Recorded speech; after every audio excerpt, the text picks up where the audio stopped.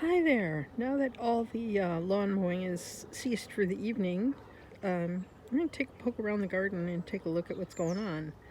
It looks like we have lamb's ear coming up here, and that is the little tiny ones coming up in the ground there are the autumn glory, and of course the weeds are wild onions.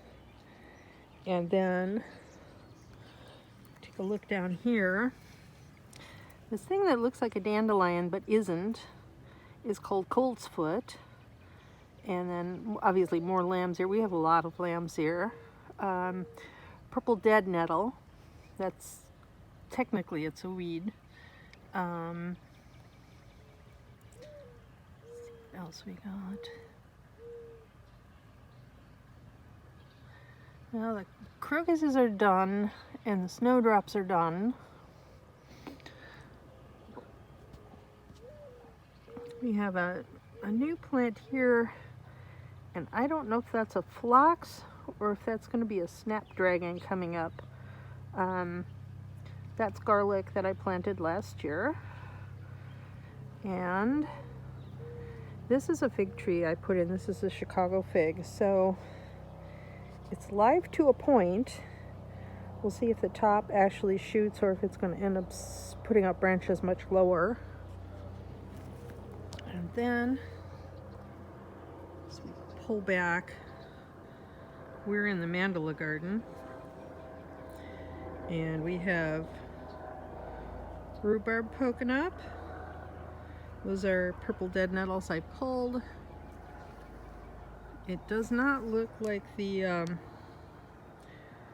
coral bells survived. But we have a lot of rhubarb poking up. Right now, rhubarb's the only thing in this bed. Eventually, we might have cucumbers coming up, climbing the trellis again. You can see the remnants of the ones last year. And then behind here, this is what hostas look like when they come up. They almost look like something from an alien landscape. And we're gonna have a lot of those. The deer haven't discovered them yet. I wish they would. These could use a trim. I mean, I really need to take them back. And then over here, this is a black currant bush. It's already leafing out. The red currant's not so much. We'll see if that one survives. It doesn't look very robust.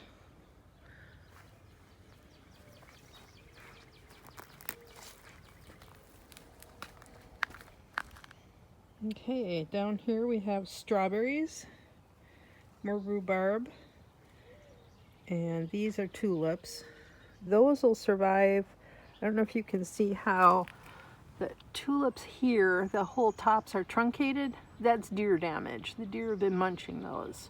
They have munched almost all of the tulips in this section. This is where they walk through and browse. And then this is a red currant bush, and it's not ready to leaf out yet either.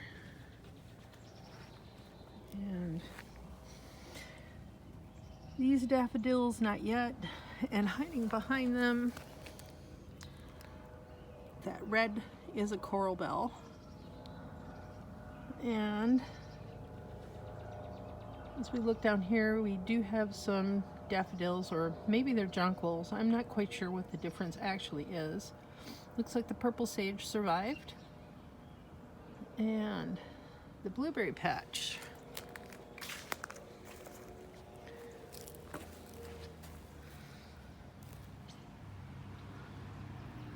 This poor little guy here, it looks like he's alive but struggling. This is a dwarf blueberry called Jelly Bean I got from the hardware store. And then behind, that's my Elliot. It's a late producer. It's looks like it has flower buds on it. And I think that one's the high bush and that one's the low bush. That one actually already has flowers on it, looks like.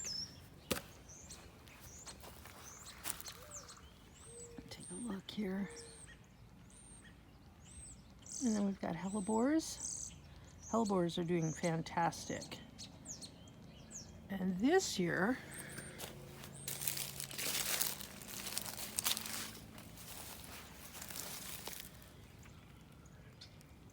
these are the honeyberries.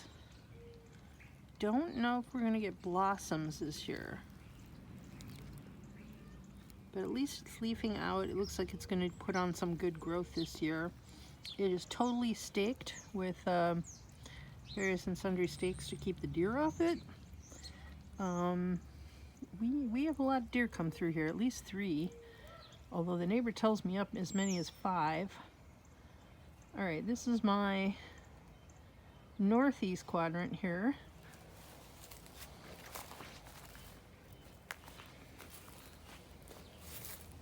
And we do have more coral bells coming up here. These survive just fine. I should probably stick some pokey sticks in there because the deer like to eat those as well. But right now they're low enough that the deer aren't finding them. In this section here, all along the wine bottles, well, most of them are water bottles, all the way down to the end, I put in French fingerling potatoes. This is a good year to plant sustenance crops. Things like potatoes. If you're further south, things like yams. Something that'll fill you up.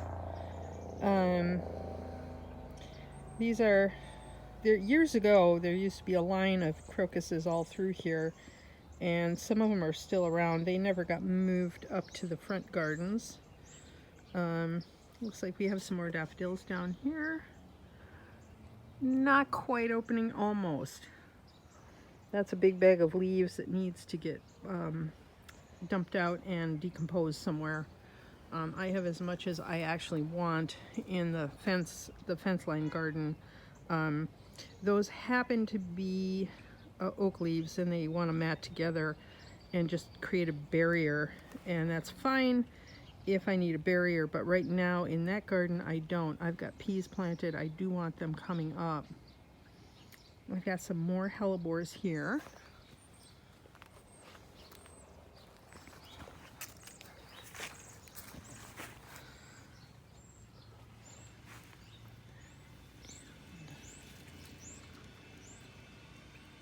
That's what the flower looks like. All right, and then let's see what we got besides the purple dead nettles and the dandelions. Something else I had here. Ah, yes, I have columbine coming up. This guy right here is columbine. Those kind of scallopy leaves. And I've got that coming up in various places. So when I weed and pull out some of the purple dead nettle and some of the ground ivy, I will have to be very careful not to yank up the columbine. Columbine's a favorite of the hummingbirds as well as many of the pollinators. And this guy here is red-veined sorrel. And as soon as that guy gets just a little bit bigger, I'm going to harvest him because there's a couple other of those hanging out through here, and they make a great salad.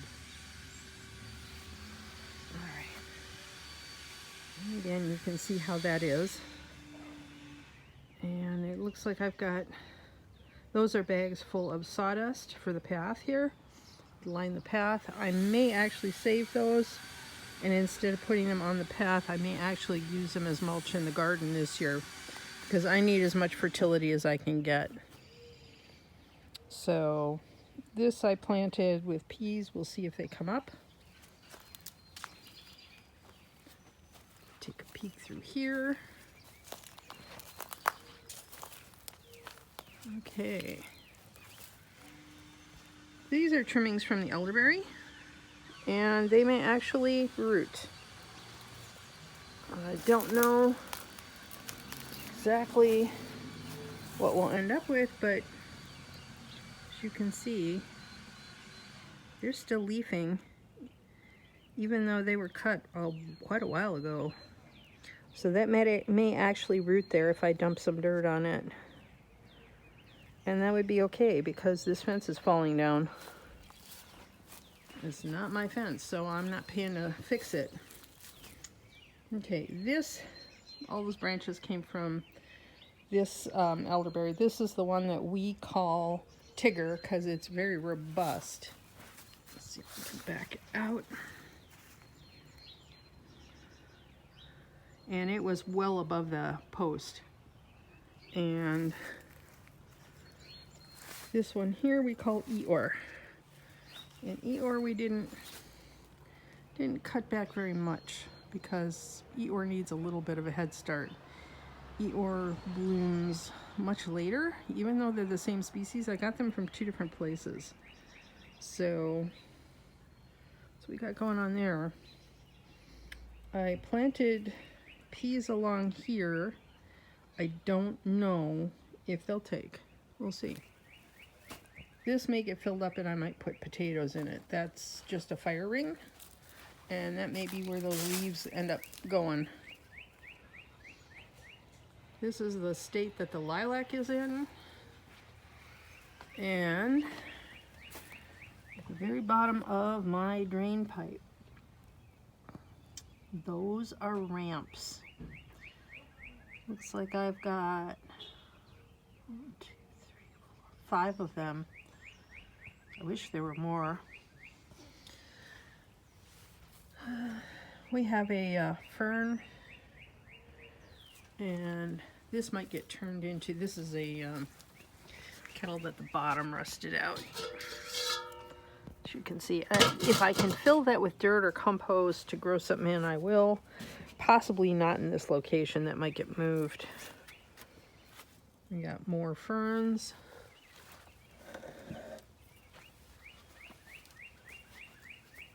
And that's our resident cardinal. These guys down here are something kind of like a sunflower. I think technically they're in that family, but they're actually more like a meadow flower. I have to look it up. It was something that was in vogue in the 1920s when this house was built. So we just kind of let that one go. That actually came from the other side of the fence, from the neighbor's house, and it's slowly working its way west over the years. And then this is the rose bush, and this needs to be trimmed back. We have myrtle blooming. This is another hellebore down here under. Well, you can see a corn cob down there, that's compost. This is clematis. It has a dark purple flower when it's in bloom. That kind of probably needs to be cleaned up a bit, and that trellis needs to be repaired. And we have a huge patch of comfrey. There's a couple of squills in bloom. I don't remember planting those, but squills kind of get everywhere.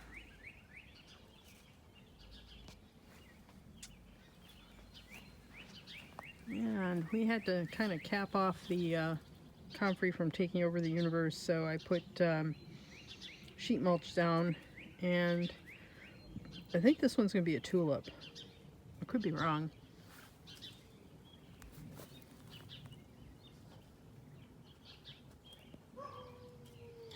Took out tomatoes, trellises last year. They are really rotten, so they need to be replaced.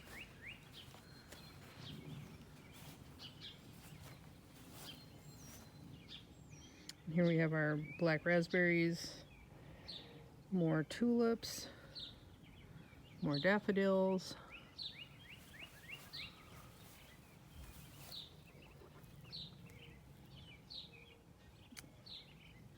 You can see the squills, some crocus, and we have one really beautiful golden daffodil. And there's the horehound that never died over winter at all. The things poking up over here, those are going to be irises. We should also have rhubarb coming up somewhere in here. There it is. There's our rhubarb.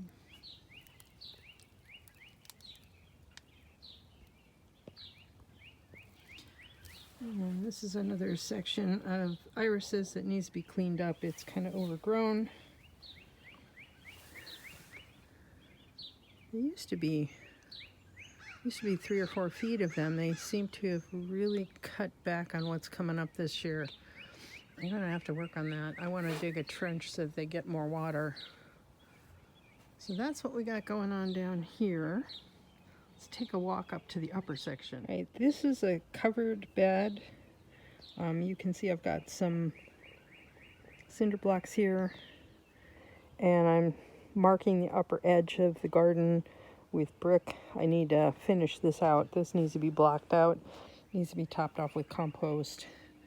And right now it's still got covers on just in case we get frost. But I let some air in because these are going to seed and we want to let the bees have some food. As for the raspberries, not much going on here yet.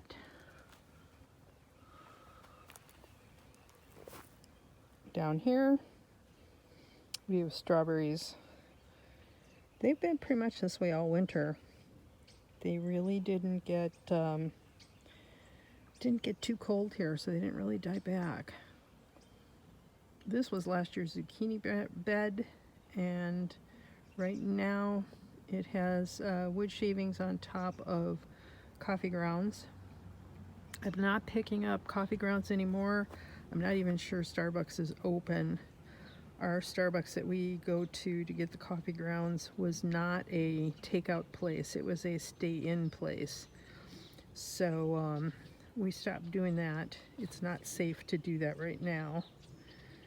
This kind of area is a little bit wild.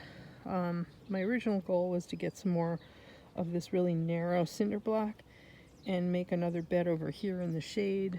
This is a dogwood, and beyond that is a buckeye.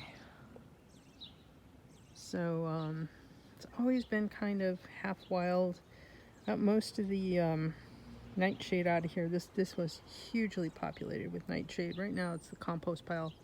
We're looking at the back side of where the compost is.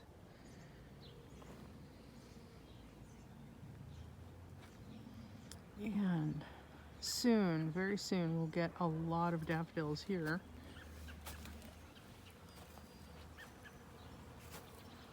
And this is a glorious, glorious plum tree. I wish you could smell this. This is just amazing. Most of the pollinators have gone because the storm is coming in, but there's still a few flies and a few bees working it over. We're hoping to get something out of this one this year. You'd think it'd be so prolific, but we share this with all kinds of wildlife, including raccoons. We found that raccoons like to eat pears, and they picked most of the pears off of our tree last year. So we learned that one. We have tiger lilies coming up. They walked over from the neighbor's yard. This I don't know if it'll take. We transplanted some tansy over here. It's supposed to rain, so it might take off, it might not. And then this is gonna be tomato beds. Problem is I need a bottom edge to it so the dirt doesn't tumble down the hill. And I don't have and can't get cinder blocks right now. So I cut a pallet in half, and we're gonna have to work out a way of framing a section and then doing a second section here. That's gonna be a lot of work, and it's gonna take a bit of my time this week. Hopefully we can get it done. And then I dumped a couple bags of the oak leaves in here. This is gonna be a walkway, and then we will plant some tomatoes on the bed frame again this year. Bed frame needs to move back about 6 inches on the side closest to us. It just needs to go that way a little bit. This is the Asian pear, and that is not yet open. We hope we don't lose those because it's going to get cold again, and we're in a fooler right now, so you don't know if it'll lose its buds or not. I'm going to show you somebody who's really happy about being here. Is this vicious thing with all those giant thorns is a gooseberry, and it really likes it here, and I would really like to get starts going and make an entire row of this back here, because it'll help keep the deer on this side in the alley instead of in the garden. And this over here is a gomeberry bush, and that looks like it's going to pop this year with lots and lots of fruit.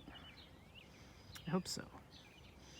And we circled that one also with some daffodils, and you can see the forsythia blooming. Try and keep that one short.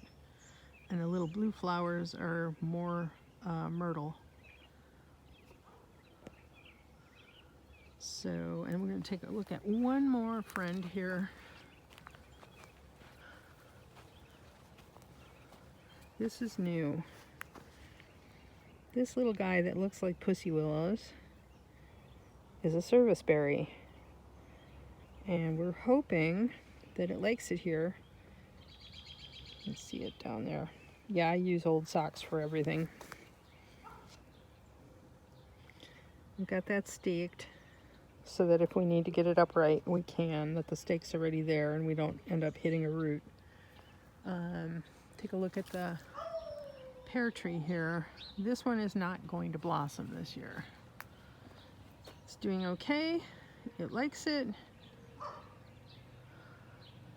It's getting a little tall. It's probably going to shoot up this year, so we may lop it back so it stays at a height that we can pick it. This is the mulberry, the one that needs a haircut, and all our saws have broken. So I doubt that's going to get trimmed back this year, much as I'd like it to be. So again, there's the plum tree. So I hope you're inspired and you get some gardening done this year. I think it's a really good year to plant a garden. Take care and stay healthy.